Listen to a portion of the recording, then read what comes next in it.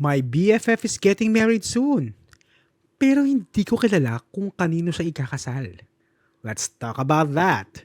Welcome to Pretty Betty the Podcast.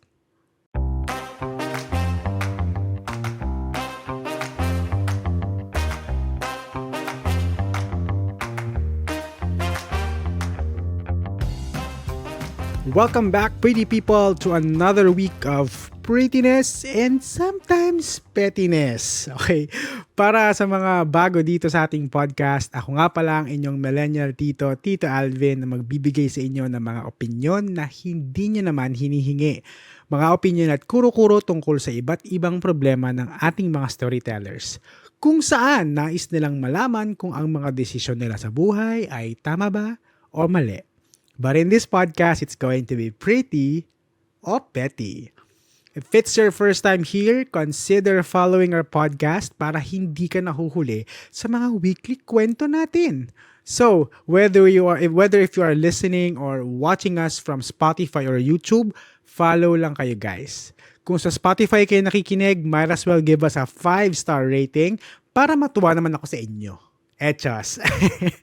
Okay, pagpasensya nyo na nakakapa ko today kasi maguling buko. For some reason, ayaw niyang sumunod. Ayaw niyang makikooperate ang buko today. So, medyo nakakap tayo today. Okay, so recap lang natin kung saan nyo pwedeng mapakinggan itong podcast. No? You can catch us in Spotify? You can catch us in Spotify and in YouTube. Available ang podcast natin dyan in video format and audio format as well. Alternatively, you can listen to our podcast in Apple Podcast and Google Podcast. Ayan ha, ang dami nyong choices. Wala na kayong excuse para hindi makinig sa podcast natin. No? Kulang na lang pati sa OnlyFans, mag-upload ako. Pag ba nag-upload ako sa OnlyFans, makikinig kayo? Panonoorin nyo? Hindi na, uy.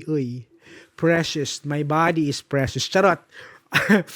Anyway, ang episode natin this week ay may kinalaman sa kasal.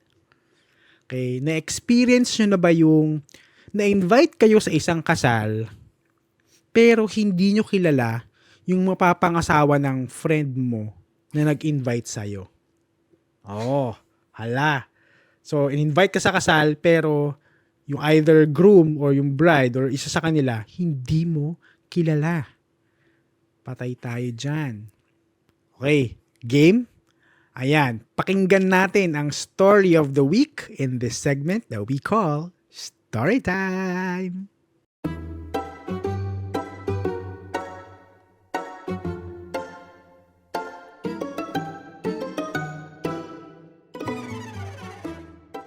So like, yung college BFF ko, ikakasal na this year. And I was invited since August pa of last year. Kaso, ang awkward lang kasi hindi ko pa kilala yung soon-to-be husband niya. Parang, seriously, wala ba silang social skills? Never ko pang na-meet yung magiging husband niya.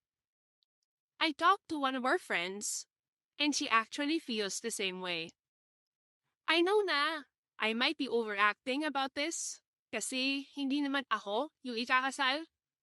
Pero I feel na we should know the couple, especially na BFFs na kami. Matagal na namin sinasabi sa friend namin na isama naman niya yung fiancé niya sa mga hangout namin. Pero wala. Pero don't get me wrong ha, I am happy for my friend. Hindi lang talaga ako comfortable na pumunta sa kasal na hindi ko kilala yung isa or hindi ko alam yung totoong story nila. Parang strangers kasi sila sa couple. What do you think?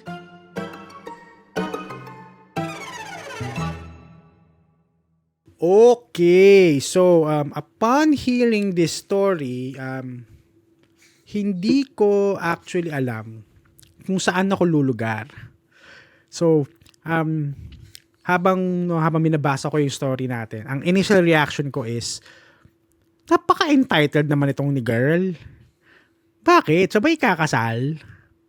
Pero at the same time, naisip ko din na, bakit naman kasi hindi pinakilala ng bride sa kanila? 'Di ba? Well, I assume bride yung friend nila, no? So, bakit hindi pinakilala ni bride yung fiancé niya sa mga BFF niya? Tapos, naisip ko din naman na, wait lang, required ba? Requirement ba na ipakilala ang mapapangasawa sa mga BFF mo? Paano kung introvert sila sa couple? And hindi nila feel ng ma-meet ang maraming tao and magkaroon ng ganong classic introductions. 'Di ba? Ang hirap lugar eh. Ang daming pwedeng mangyari, ang daming pwedeng layers. So, ang hirap lumugar sa totoo lang. Ang hirap pumili kung kanino kakampi kasi pareho naman sila may valid points. Pero upon thinking deeply sa sitwasyon at dun sa storya, no, ito naman yung na-formulate nating thoughts. Given the situation, you need to understand kaninong event ba yung pupuntahan mo. Sabi mo nga, di ba, you were invited by your BFF. Your BFF. Sa kasal nila. Siguro, you have to understand that this event, this wedding, is all about the couple and not about you. Isipin natin minsan na hindi lang sa'yo umiikot ang mundo. Not everything is all about you. Oh, taray, maanghang ang mga binitawang salita ni Tito Alvin this week. Pero on some levels, nagagets ko naman yung sinasabi mo na parang quote-unquote strangers sila kasi you don't know them 100% as a couple. Maybe you think na baka magkailangan kayo on the wedding day kasi hindi nyo nga kilala masyado yung other half ng couple. Maybe you are worried na wala kayo mapag-usapan ni groom during the wedding. Siyempre, may mga interactions yan, especially sa reception. No? Baka wala kayong mapag-usapan kasi hindi nyo kilala isa't isa eh. I totally get that. I totally get it. Baka na-anxious ka sa mga pwedeng mangyari. Pero at the end of the day, babalik tayo sa point na this wedding is not about you. At this moment, okay, alangan namang yung couple pa ang mag-adjust para sa'yo. Kasal nga nila to, di ba? Ang weird naman na sila yung adjust para sa'yo sa kasal nila. Ito na lang isipin mo eh. May pangalan ba siya? Wala siyang hindi mo pangalan, no? Wala siyang hindi mo pangalan. So, ito na lang isipin mo. Your BFF invited you to be part of this special event. Alam naman natin na sa mga wedding, no, limited lang ang pwedeng i-invite. Depende yan sa budget ng couple. Pwedeng 100 guests or lower, pwedeng 150. Okay? Kung mayaman sila, siguro yung buong bayan nila sa probinsya invited. Pero despite that limitation, kahit alam ng BFF mo na hindi nyo masyadong kilala or hindi nyo totally kilala yung mapapangasawa niya, no, she still invited you sa kasal nila or sa wedding nila kasi she wants you to be part of this special day. Gusto ng BFF mo, kasama ka niya during this stage of her life. Mahirap bang ibigay yon sa BFF mo? May mawawala ba sa'yo? Think about that. Pero on the other hand naman, agree naman ako sa'yo sa sinabi mo na your BFF, the bride, should have introduced her husband-to-be to your group prior to the wedding. Okay? Sabi ko nga kanina, bakit hindi na ipakilala ni bride sa inyo? And sabi mo naman din dun sa kwento na ilang beses nyo na siyang sinabihan na isama mo naman si fiancé sa mga hangouts natin, di ba? Now, kung bakit hindi nangyari yon, yung introduction na yon, hindi natin malalaman. Unless tanungin mo si bride, Unless tanungin mo siya kung bakit hindi mo pinakilala sa amin yan. Doon mo malalaman ang sagot. Pero right now, as of this moment, hindi natin malalaman yan. Okay? For all we know, maybe the guy is introverted, hindi sanay to meet new people. Okay? Madaming reasons kung bakit hindi siya na-introduce sa inyo. Baka may trabaho, busy, malayo. We don't know. Baka afam to, hindi natin alam. Nasa ibang bansa pala. Again, maraming mga rasons kung bakit hindi nangyari yung meet-up na gusto nyong mangyari before. I am sure naman na valid yung reasons nila for it. And looking at the other side of the coin, wala din namang rulebook na nagsasabi na kailangan ma-meet ng mga friends ang fiancé bago sila ikasal. 'Di ba? As far as I know, hindi naman yung requirement para maikasal sila. Wala yan sa checklist ng mga wedding couples. 'Di ba? Yes, it's going to be nice. It's going to be a lot better kung kilala nyo yung mapapangasawa ng best friend nyo. Pero technically, hindi naman siya required. So, 'di ba, yung sister ko, kinasal siya recently. Okay. I asked her about the situation kasi ako personally wala akong maalalang ganitong feeling eh. Walang ganitong instance na invite ako pero pala. Sige, mamaya pag-usapan natin 'yan. Pero tinanong ko yung sister ko, curious lang kasi ako kung lahat ba ng guest nila kilala silang dalawa. Or meron ba silang guest sa kasal na hindi kilala either one of them? And you know what? My sister answered yes. There were few guests daw sa wedding nila na either hindi siya kilala or hindi kilala yung husband niya. Yung iba nga daw dun kamag-anak pa nung husband niya, hindi siya kilala. Never pa nilang na-meet. Pero nandun sa kasal. Tapos, naalala ko din na yung isang ninong at ninang nila sa kasal, I am 100% sure hindi kilala yung husband niya. Siguro na ipakilala through Facebook nung in-invite silang magninong or magninang sa kasal. Pero apart from that, alam ko hindi naman sila nagkita in person. Walang interaction na face-to-face. I know na mas maganda kung nagkita, nagkakilala, nagkakilala silang prior to the wedding. Pero may mga instances kasi na hindi talaga pwedeng mag-meet or magkaroon ng proper introduction, maybe due to location, time, or whatnot. Pero at the end of the day, sila pa rin yung kinuhang ninong at ninang kasi they will still fit the role perfectly kahit walang formal introductions. End of the day, nairaos naman nila yung kasal and ayos naman. Kahit hindi nila kilala yung husband, okay naman. Kasi in the future, guidance pa rin naman nila yung importante dun eh. Tsaka na lang siguro na nakikilalanin after the wedding, di ba? Ngayon yung nangyari sa akin, hindi naman totally parang ganito. I have this ex. Nakikinig kaya siya ng podcast. Parang hindi naman ata. Anyway, meron akong ex na kinasal yung sister niya. I've met her sister once lang.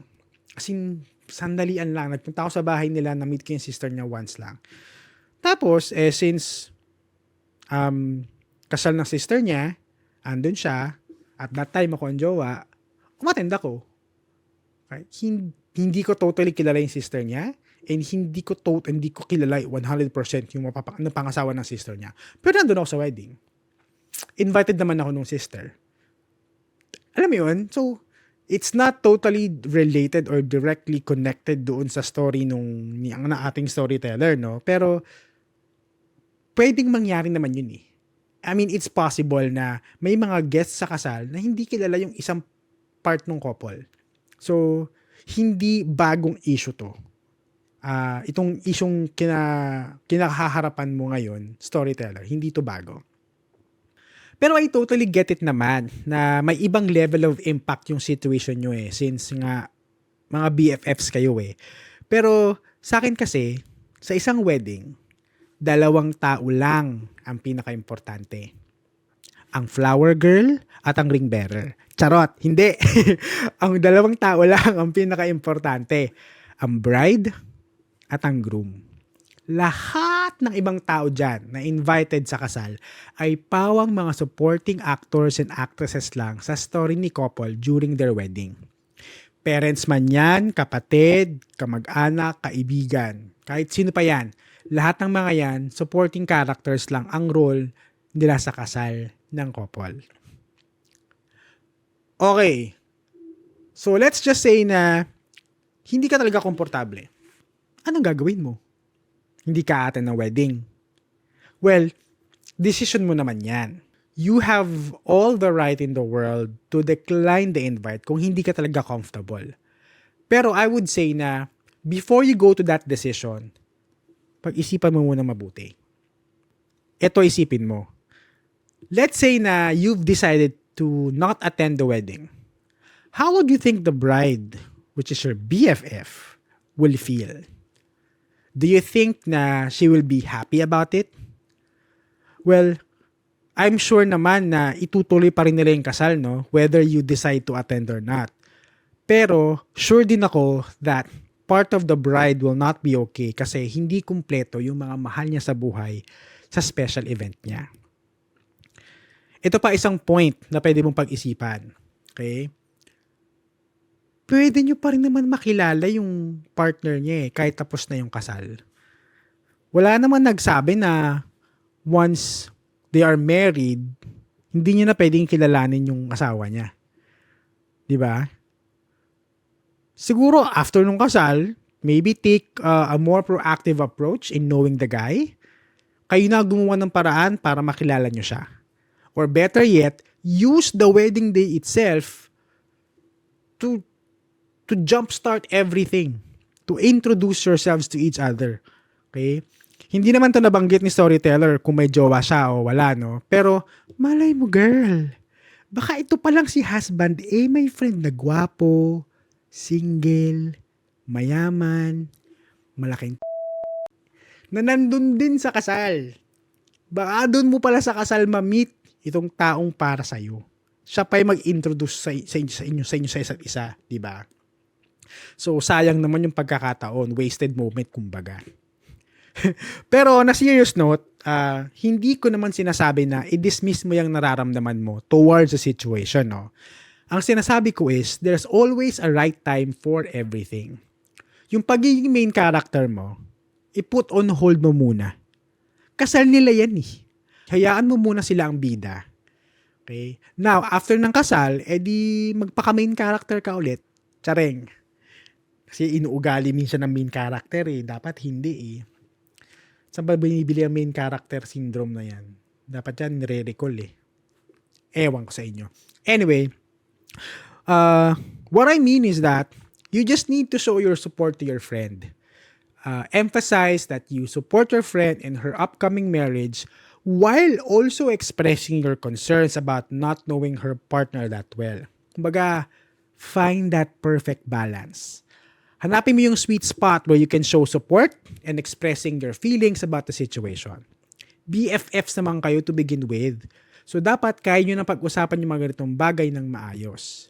Unless, immature ka. Or yung BFF mo. Either way. Ngayon, kapag kinausap mo yung BFF mo, wag mo naman siyang sisihin, sigawan, bulyawan. Wag mo naman ganun. Okay? Talk to her gently. Okay? Take note, ikakasal yan. Imagine mo na lang yung stress niyan right now habang papalapit ng kasal niyan. Sobrang stress niyan, girl. So, wag mo na siyang lalong stressin. Talk to her gently. Tell her na you will support her in her life decision and it's just that you're not that comfortable pa. And then maybe siguro explore nyo na lang din yung magiging role mo sa wedding. So, you can say na you want to show support by attending her wedding pero baka hindi mo kaya kung bibigyan kayo ng special role sa kasal. For example, gawin ka niyang maid of honor. Diba? Kumbaga, bigyan ka na lang niya ng role sa wedding kung saan magiging komportable ka. Which is taga-kain sa reception. Charot. By the end of the day, having an open communication with your BFF will go a long way in solving this problem.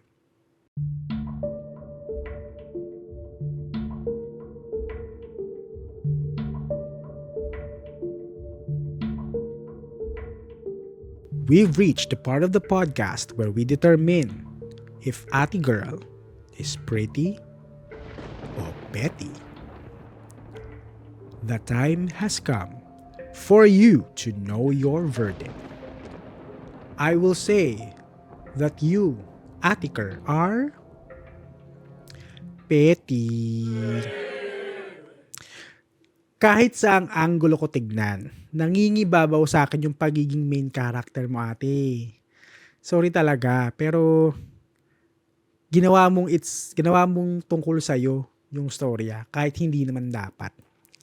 I understand that you are uncomfortable with the situation, and I will say that what you feel is valid. Pero in this case, kasal nila to eh. Sila ang bida dito. So, ilugar mo yung feelings mo. Valid yan, yes. Pero ilugar mo. Okay? I strongly suggest that you set aside your own feelings to show support to your BFFs on her special day, and then discuss with your BFF on how you can move forward to get to know her husband in the future. Okay? Medyo short tong episode na to, no? Medyo maikse. Kasi wala akong experience sa kasal eh. Huwag na kayo magpapadala ng mga letters tungkol sa kasal ha. Wala akong experience dyan eh. Charot. Medyo nahirapan ako ng very, very light kasi nga wala akong personal insight sa ganitong klaseng sitwasyon. Pero hopefully, nagustuhan nyo pa din itong episode na to. No? May natutunan pa rin kayo. And if you liked our episode, please share this episode or this podcast using the hashtag #PrettyThePodcast. And kung may chance kayo, share nyo na din yung mga short videos natin and yung mga title cards, yung mga art cards natin dyan, para makilala tayo ng mga friends nyo. Dumami tayo. Okay? If you haven't followed our podcast yet, please follow us sa Spotify and or sa YouTube. Follow nyo na din yung mga socials natin sa Facebook, Instagram, and TikTok through our Linktree account. Okay? Again, the link for our Linktree account is linktr.ee/PrettyPettyThePodcast.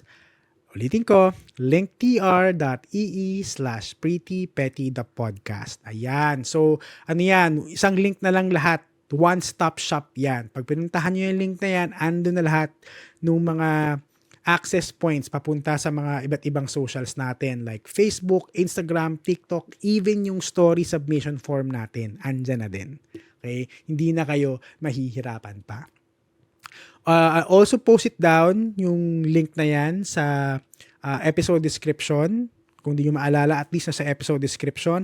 And every time meron tayong mga social media post, ilalagay ko rin yan. Okay? So again, wala kayong lusot. Wala kayong excuse para mag-follow sa ating mga socials. Okay? Alright, so kung meron kang main character tendencies tulad ng ating storyteller at gusto mong i-share dito sa podcast, sinong gagawa nun? I-submit mo na ang story mo through our story submission form. Again, you don't have to submit a voice recording. Type nyo lang kung ano yung problema nyo. Submit nyo lang yung story nyo and then we will do the rest. If you're a brand looking for brand partnership and collaboration, please send us an email at prettypettythepodcast@gmail.com. And with that, lagi nating tatandaan to always stay pretty at huwag maging petty. Bye-bye!